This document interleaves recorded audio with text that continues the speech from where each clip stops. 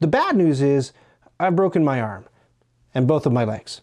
The good news is I might get some money out of it.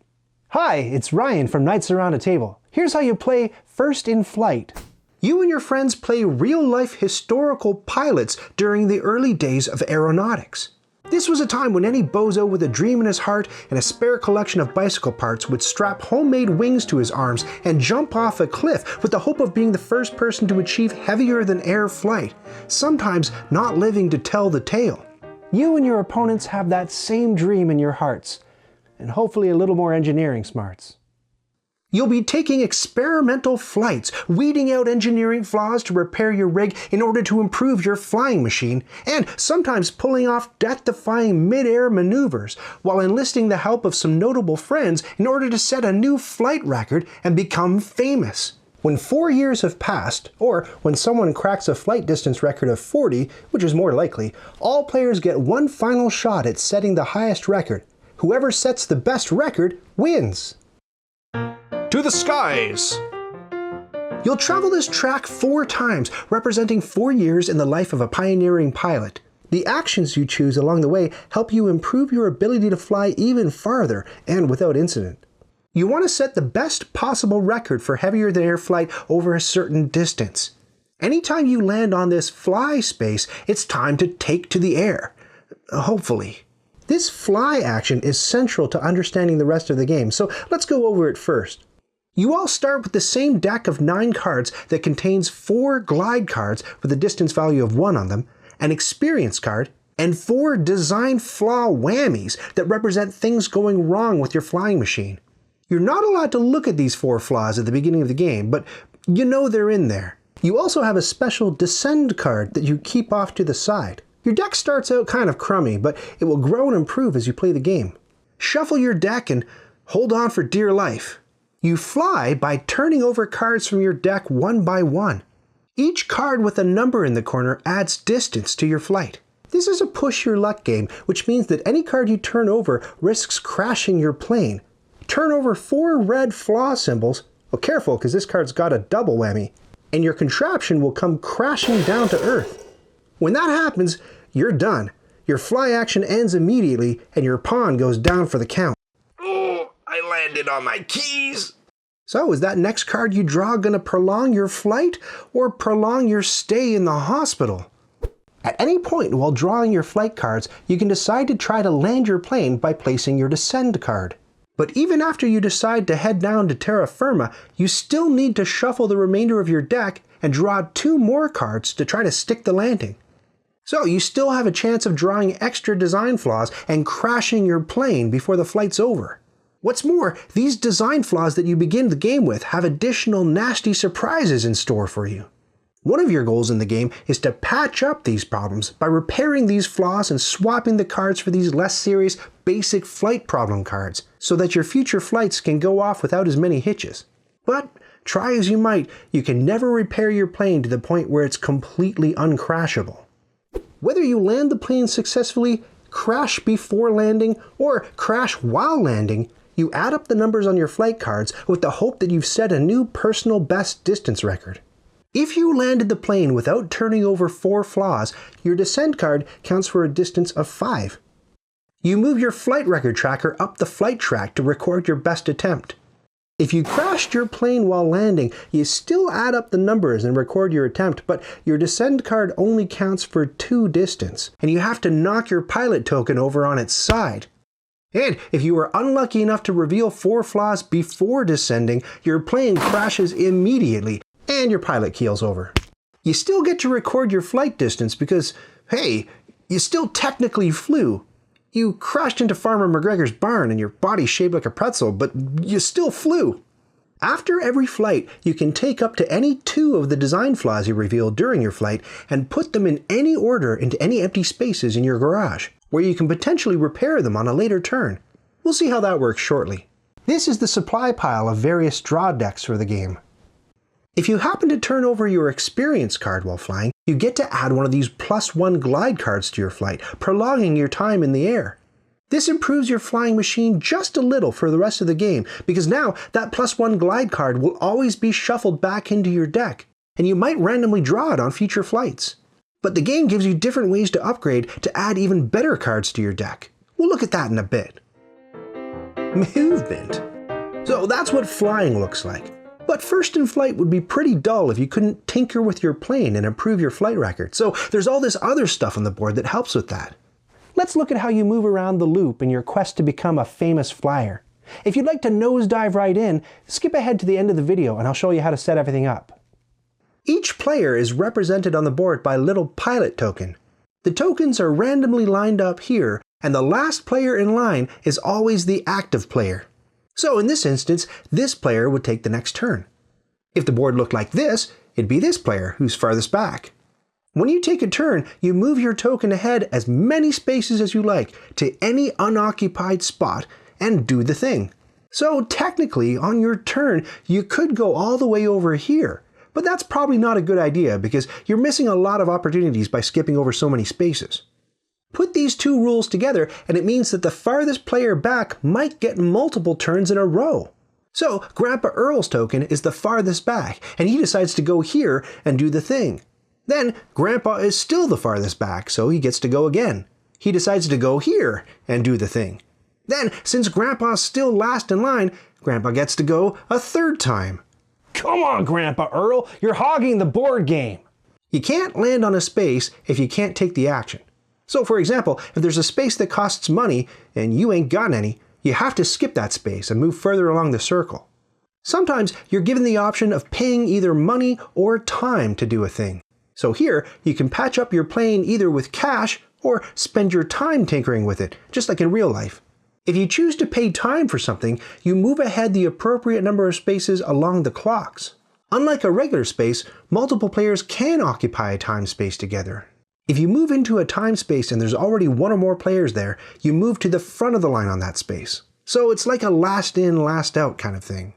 If your pilot is horizontal due to some bad luck on a past flight, you're not allowed to take a regular action on your turn. You have to waste a turn by moving forward along 2 clock spaces to allow time for your spleen to heal up.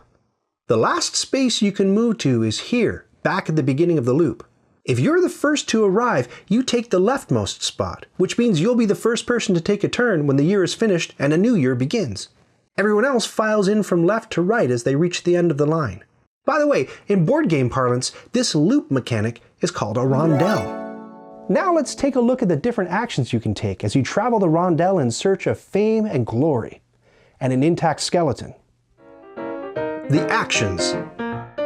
We've already seen the fly action, which is the heart of the game. You'll be flying multiple times throughout First in Flight in order to set a better and better distance record. If you take a fly action and you set a worse record than the one before, you don't lose your past record. Flight record tracker only goes up, unlike your actual plane.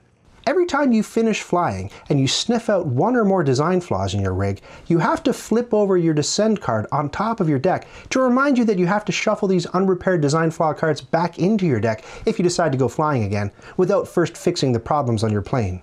Just because the cards are in your garage and out of your deck for the moment, it doesn't mean you're rid of them forever. To get rid of them forever, you can land on the repair space. This allows you to fix one design flaw you uncovered during a previous flight. So you can only take this action if you've flown at least once, and if your garage has 1 or 2 design flaw cards in it. Pay the cost on the space, either in time or money, depending on the space, and then send one of your design flaw cards to the design flaw discard pile. If you choose to repair the flaw on the right side of your garage, you have to pay an extra $1 to do so. And you only get to repair 1 flaw each time you land on the repair action, even if you have 2 flaws in your garage. Every design flaw you weed out gets you some sort of perk that's listed in the top corner. Make sure you don't miss it. These icons will make more sense as we learn how to play the game. Now, you've removed a more serious flaw from your deck, but you have to replace the card with one of these basic flight problem cards. That makes it so that your plane can still crash when you fly, but the flight will hopefully go much more smoothly than before, because you don't have to deal with the extra badness that a design flaw brings. Once you place design flaws into your garage, you're not allowed to move them around, so you couldn't decide to pull a switcheroo to make this card less expensive to repair. The upgrade action gets you some dramatically improved distance cards into your deck. This stack has flight cards with anywhere from a number 2 to a number 5 on them. To buy them into your deck, you need to pay at least $2 or 2 time. That gets you 2 of these cards, which you get to look at and then shuffle into your deck. If you pay more than $2 or 2 time, you get to look at more than 2 cards. So, for example, if you pay as much as $5 or 5 time, you can look at 5 cards. You still only get to keep 2 cards for your deck. But of course, the advantage is that you get to grab the 2 best cards from the ones you draw. The ones you don't keep get shuffled back into the upgrade deck. No matter how much money or time you pay and which 2 cards you gain when you take the upgrade action, you always have to grab a face-down design flaw card and, without looking at it, shuffle it into your deck as well. You've improved your flying machine's capacity for long-distance flight, but you've also thrown another dangerous whammy card into the mix. If you see other cards or abilities with this icon on them, it means you get to grab a card from the upgrade deck, but you don't have to add a design flaw like you would if you'd taken the upgrade action on the board. This space lets you add a free +1 glide card to your deck, or pay to add another experience card to your deck. The slash means or. Remember, an experience card adds a +1 glide card to your flight and consequently your deck whenever you draw it while flying. Land on the funding action to add the listed amount of cash to your coffers. Some of the action spaces let you gain blue, yellow, or green development cards. These are stacked along the sides of the board and represent influential friends, exciting new technologies, or mid-air maneuvers you can pull off while you fly. Pay the required cost and grab either a face-up card of the appropriate color, or take your chances and grab a face-down card from the deck. These cards are kind of a race to nab because once the face-up ones are taken, they aren't replenished.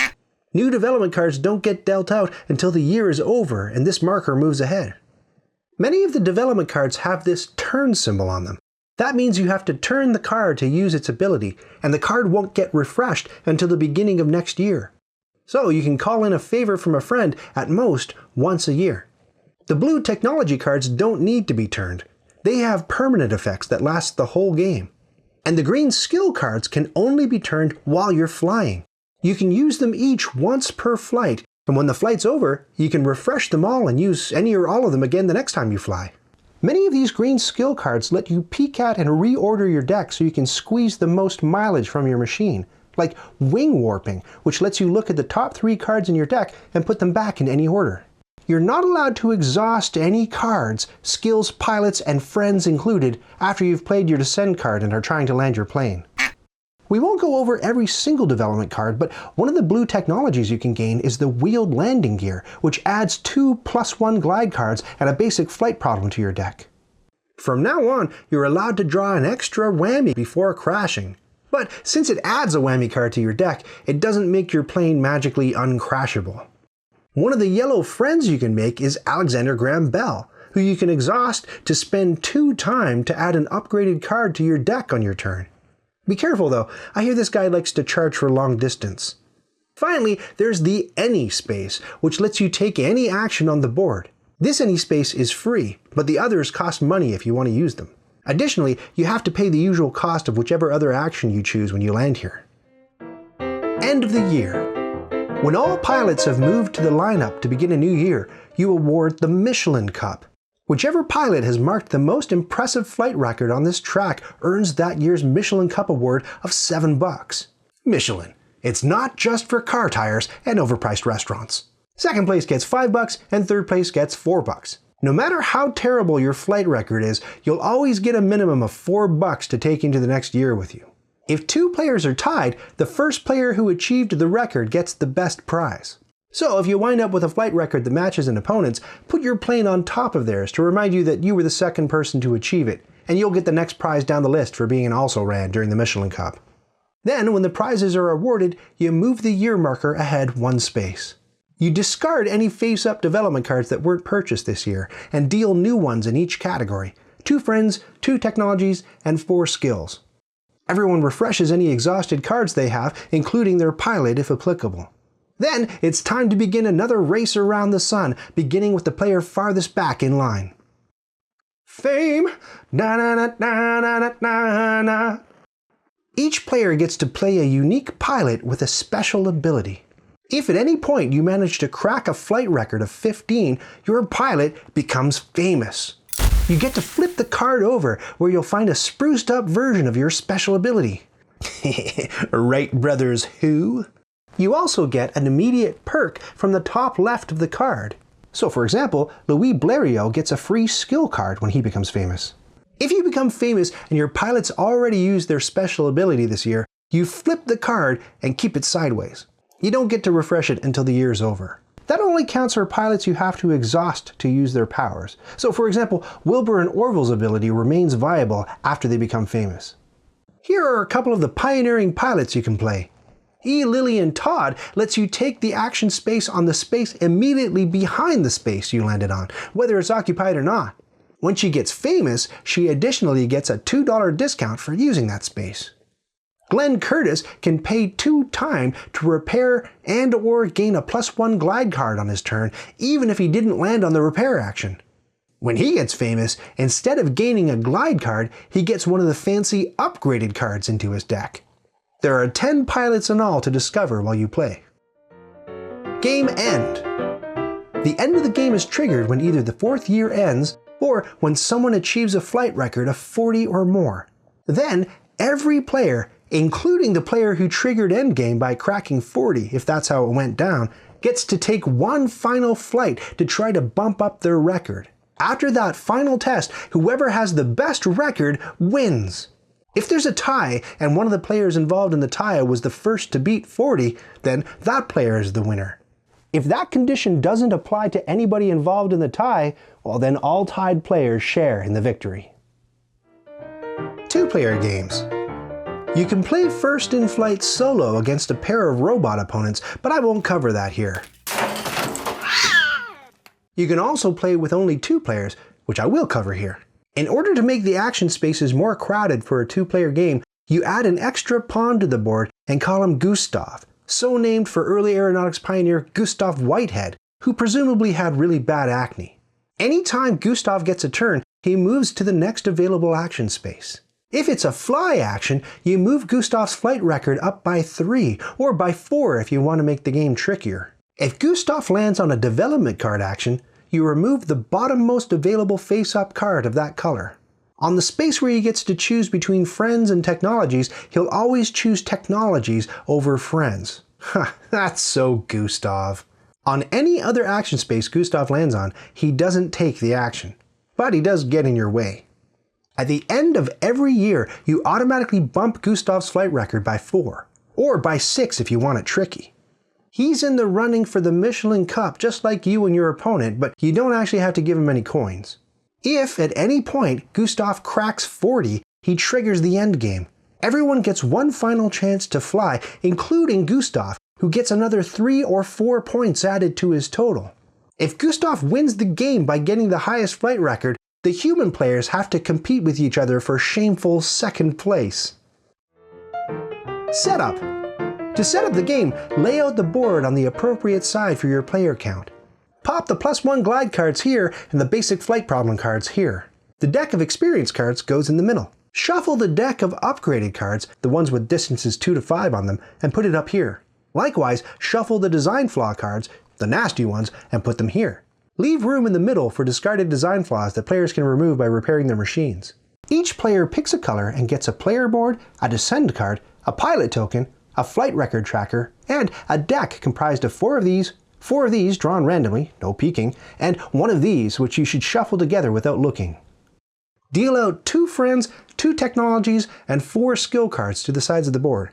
Shake up the pilot tokens and place them in these spaces, which randomly decides turn order. Remember, the farthest player back always goes first. Add the flight record trackers down here. Put the coins, I don't know, somewhere. Shuffle up player count +1 pilot cards and let everyone choose their pilot by doing a draft. The player who's last in turn order gets to look at all the cards first and chooses one. Then pass the deck to the second last player, and so on, until you reach the player who gets to go first, who gets the lousiest pick. Put your pilot on your player board non-famous side up. The start player gets 6 coins to start, with each other player in turn order starting with 1 more coin than the last. Ladies and gentlemen, please return your seat backs and table trays to their upright and locked positions, and hold on to your butts, because now you're ready to play first in flight.